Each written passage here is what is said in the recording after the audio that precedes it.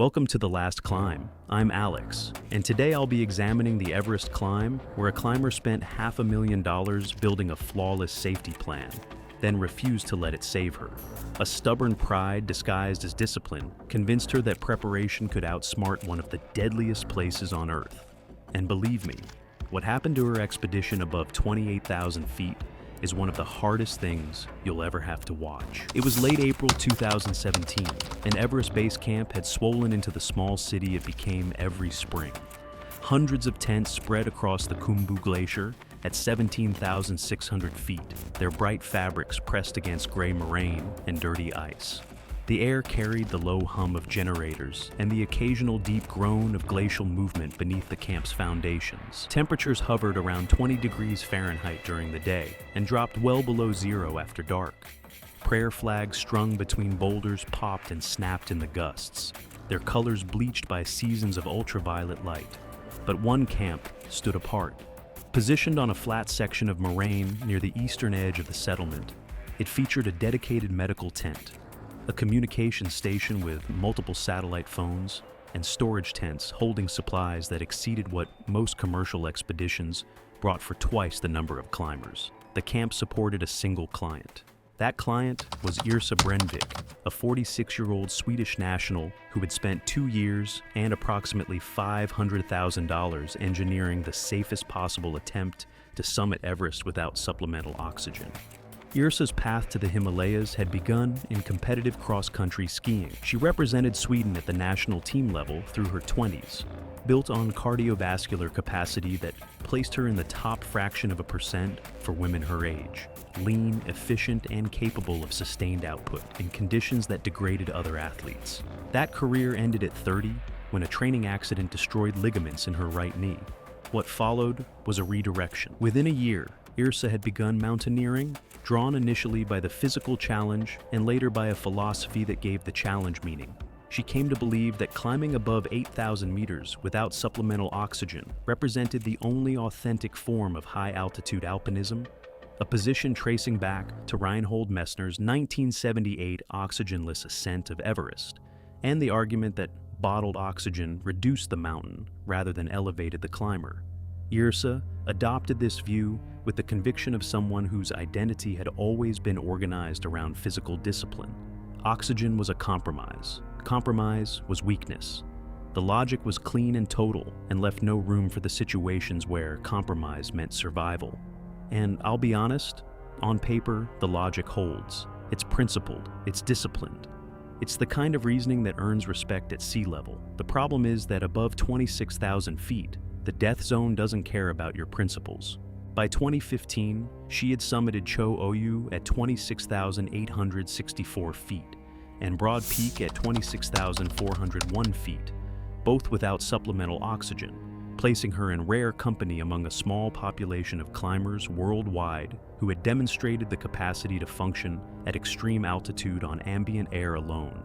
She was not famous. She did not post content or seek sponsorships. Her family's ownership of a mid-size outdoor equipment company in Sweden provided the financial resources to pursue climbing privately, and she preferred it that way.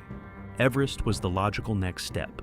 The $500,000 accumulated across 2 years, a private hypoxic training facility rented in the Swiss Alps, pre-expedition altitude camps on 2 separate 7,000-meter peaks, above-market contracts securing exclusive Sherpa support, a private weather forecasting subscription with twice-daily satellite updates, physiological testing in Stockholm, and the expedition itself. The team included 5 Sherpas, 2 for summit support, 3 rotating loads, and stocking camps on a seasonal basis. She hired Dr. Mikael Strand, a Swedish physician with high-altitude experience, stationed at base camp with one scheduled evaluation visit to Camp 2. A Gammo bag was at base camp, with a smaller emergency unit cached at Camp 2. Pulse oximeter readings were relayed by radio to Dr. Strand at scheduled intervals. Emergency oxygen was cached at every camp and would be carried by summit Sherpas during the final push. Yrsa signed off on the emergency oxygen without objection. It was a contingency, part of the safety architecture she had paid to construct, but everyone on the team understood, without her stating it directly, that she would not use it. The bottles existed for the plan. they did not exist for her.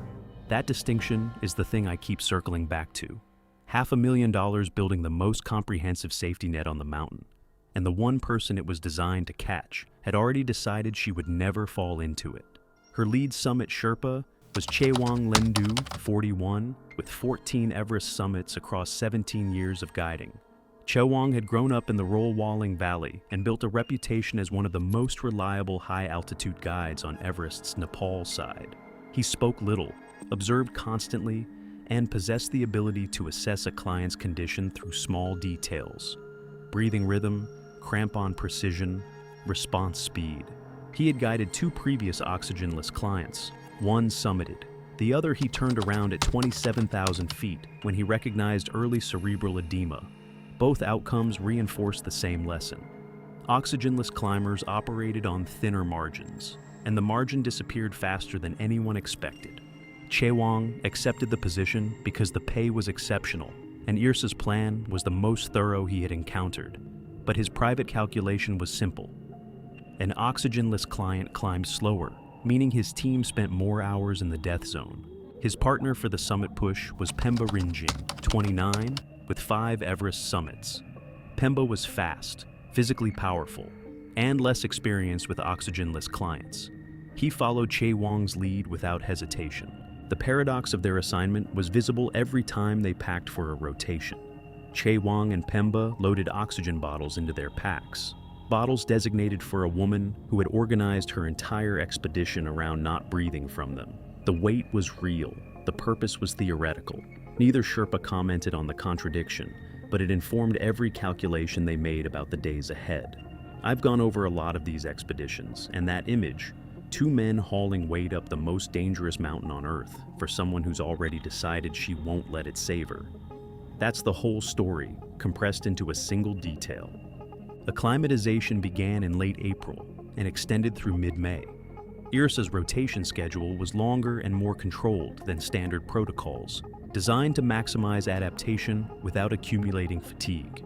Dr. Strand monitored her primarily from base camp, with one visit to Camp 2 during the 3rd rotation to conduct an in-person evaluation, tracking oxygen saturation, heart rate, sleep quality, and appetite.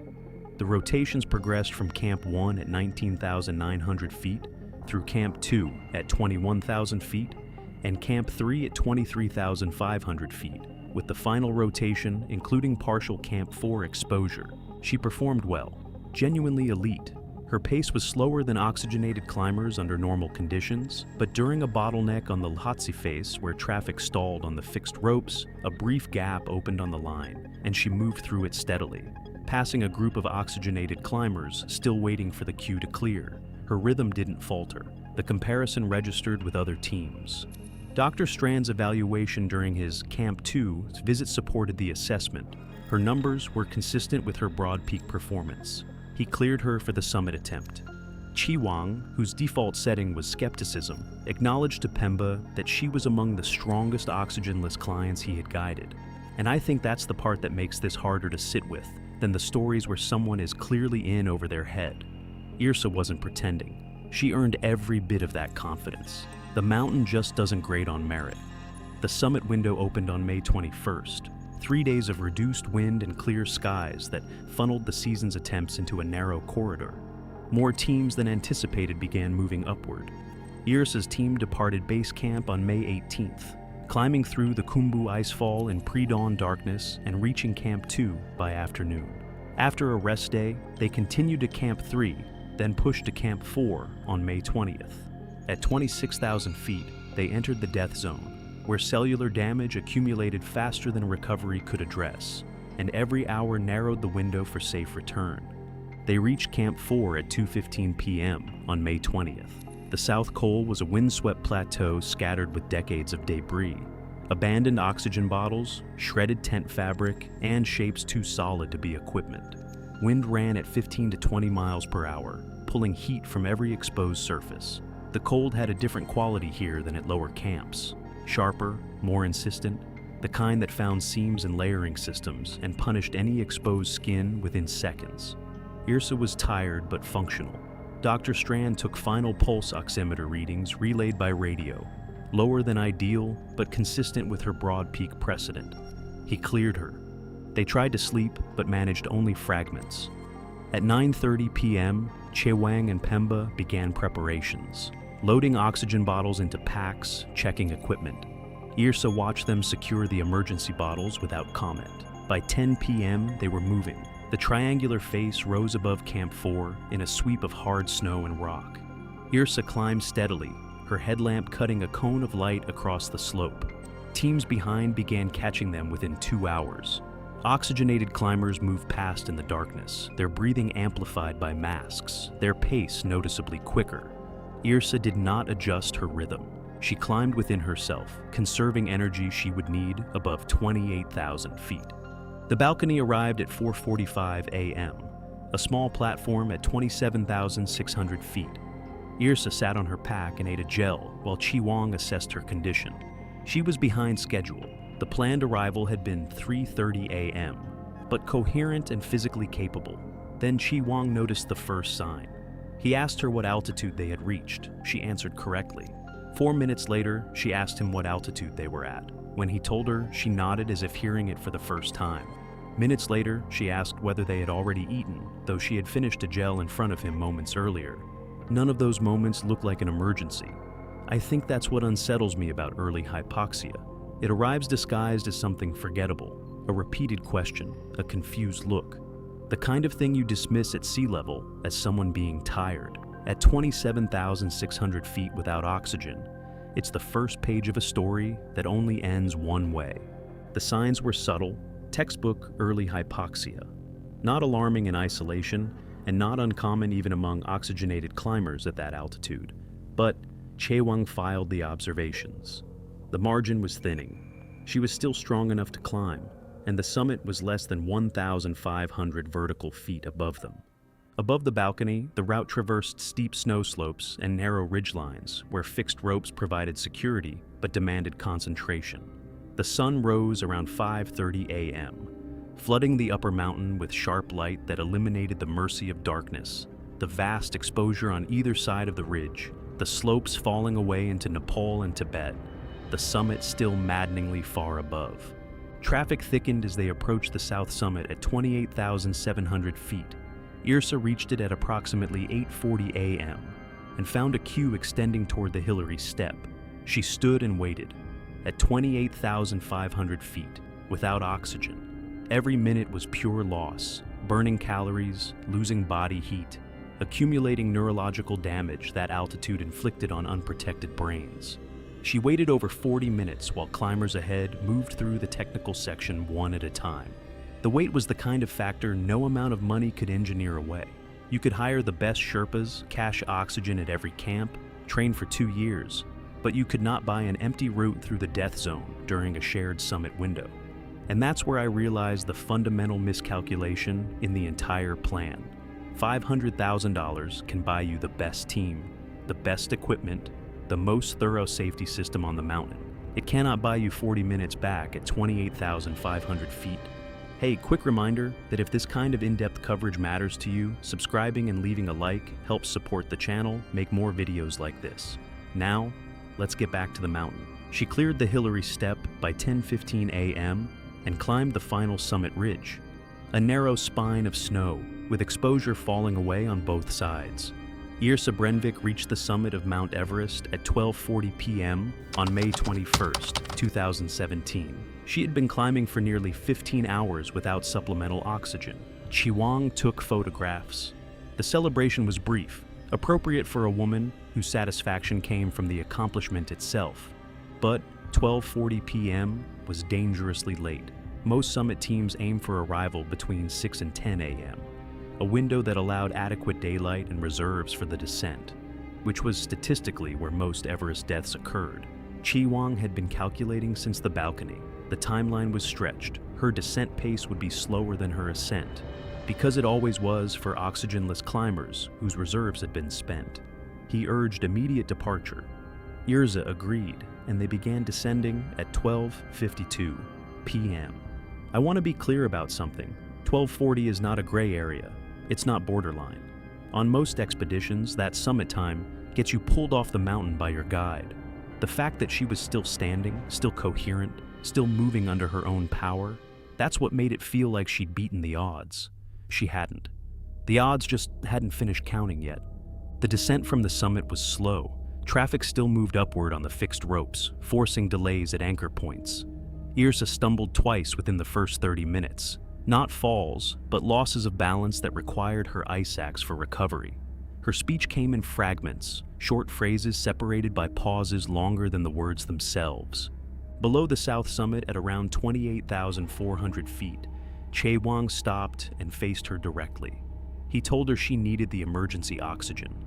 Yrsa refused. She told him she was fine, that she just needed to keep moving. The words came slowly, but in recognizable order, coherent enough to sound like a decision, but impaired enough that it wasn't one. Hypoxia stole capacity before it stole awareness. The person declining help was not the person who had started the climb. And this is the cruelty I can't get past. She spent 2 years building a system designed to save her life. At exactly this moment, the oxygen was right there, in the pack of a man standing 3 feet away. But the same altitude that made her need it had already taken her ability to accept it. I've gone through this timeline more than once, and it doesn't get easier, but she was still moving, still technically making decisions. And the protocol for oxygenless clients was that you could urge and insist, but you could not force a conscious client to accept oxygen against their stated will. Chaewang noted the time and continued guiding her downward. She had been above 26,000 feet for over 18 hours without supplemental oxygen, well beyond the window where recovery was likely without immediate descent. At approximately 28,000 feet, the deterioration accelerated. Yrsa could no longer maintain a straight line along the fixed rope, stepping wide, then narrow, then stumbling sideways.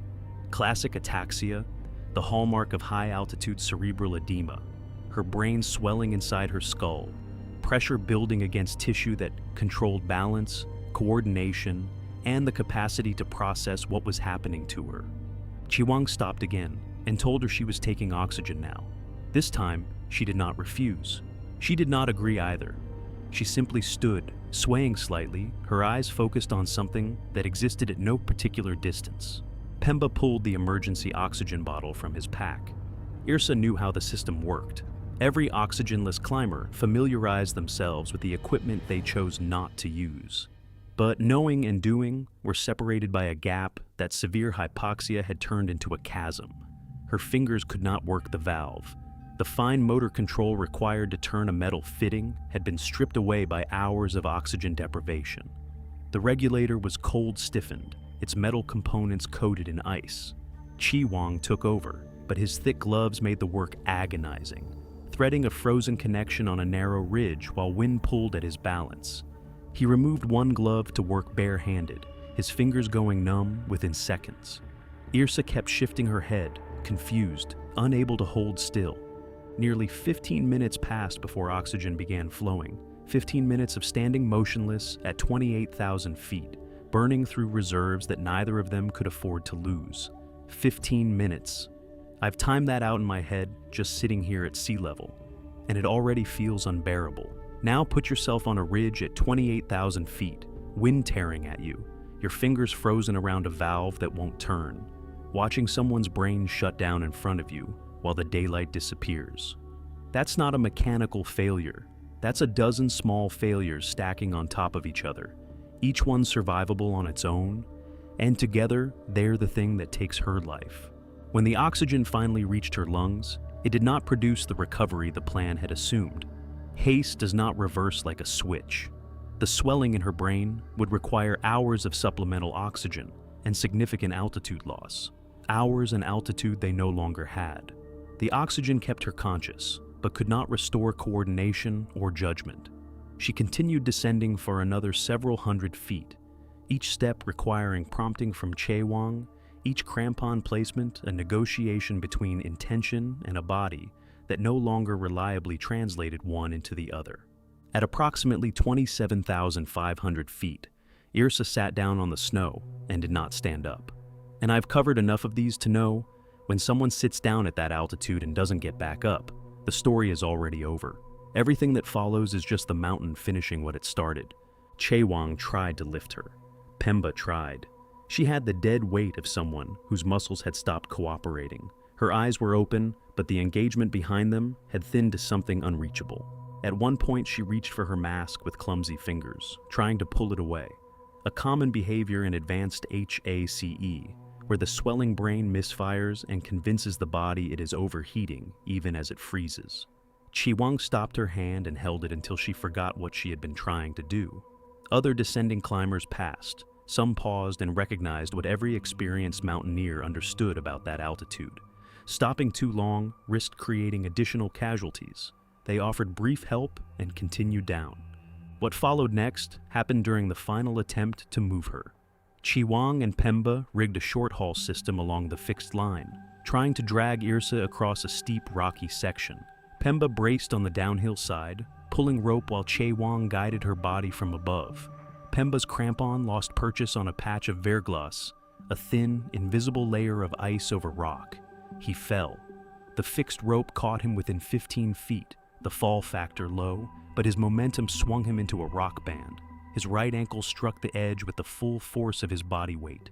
The joint shattered. Not a clean break, but a fragmentation that produced immediate, absolute disability. Now, there were two people who could not walk at 27,500 feet on Mount Everest. Pemba didn't make the plan. He didn't choose the philosophy. He didn't refuse the oxygen. He was there because it was his job to carry bottles for a woman who wouldn't use them. And the mountain charged him for it anyway. That's the part of this that sits with me differently than the rest. Chi-Wang radioed Camp 4. The client was non-ambulatory with HACE. Pemba had a broken ankle. He needed assistance. Sherpas from a neighboring expedition reached them within 40 minutes. Pemba could be moved. With support, he could drag himself along the fixed line. Irsa could not be moved without risking everyone involved. The neighboring Sherpas helped Pemba begin the slow descent toward Camp 4. Each movement sent fracture pain through his ankle that registered through the muffling filter of altitude and adrenaline as something he could endure because the alternative was not enduring anything ever again. He did not look back. They moved him downward, away from the woman he had been hired to protect. Chi-Wang stayed with Irsa. The afternoon light turned golden, then faded. Temperatures dropped, -10, -20, falling toward -30 after dark. Irsa's oxygen bottle continued to flow, the hiss of compressed gas the only sound beyond the wind. She lost consciousness sometime in the preceding hour, just a gradual withdrawal from a world her brain could no longer process. Chi-Wang covered her with an emergency blanket. The wind immediately began working loose. He stayed until his own reserves approached the threshold below, which descent became impossible. He left her at approximately 7:40 p.m. and reached Camp 4 after dark, moving on the fixed ropes by headlamp, with the mechanical precision of a body operating on training rather than conscious decision. Irsa Brenvik did not survive the night. She was 46 years old. Her body was located the following morning in the same position, seated on the snow, the emergency oxygen mask still attached. The bottle had emptied hours after she lost consciousness. Recovery was not attempted. At that altitude, retrieval depended on conditions and costs that made logistics contingent on future expeditions. She remained on the mountain. Emergency oxygen was found fully stocked at every camp she had passed during the expedition, exactly as planned. The system she had spent 2 years and $500,000 constructing had functioned perfectly. Every contingency had been anticipated. Every safeguard had been positioned. The only variable the plan could not control was the person it was built around. And that's where I land after going through all of this. She didn't fail because the plan failed. The plan was flawless. She failed because the plan included an exit she'd already decided she would never take. And by the time altitude made the decision for her, the exit had frozen shut. I don't know a lonelier way to describe what happened on that mountain. Pemba Rinjin was brought down through the lower camps over 2 days before helicopter evacuation from base camp to Kathmandu, where his right ankle required 3 surgeries over the following 2 months. The bone had fragmented in a pattern that resisted clean reconstruction, and nerve damage produced chronic numbness and instability that no amount of physical therapy could fully resolve. He was 29 years old. He never returned to high-altitude work. He moved back to the Khumbu Valley and found employment unrelated to expeditions. His climbing career ended by a fall that lasted less than 2 seconds on a mountain he had summited 5 times without injury. 5 summits, not a scratch. And it's the 6th trip, someone else's expedition, someone else's philosophy, that takes everything from him. I've sat with that for a while now. It doesn't resolve into anything clean. The expedition review that followed found no basis for a negligence claim. Yrsa had refused oxygen while still technically capable of making decisions. When she finally accepted, the delay was a product of compounding factors: frozen equipment, hypoxic coordination loss, the constraints of working at extreme altitude. Each factor alone was manageable, but stacked together, they consumed the 15 minutes that separated survival from inevitability. The mountain did not kill through single catastrophic failures. It killed through chains of small, understandable decisions that became irreversible above 8,000 meters.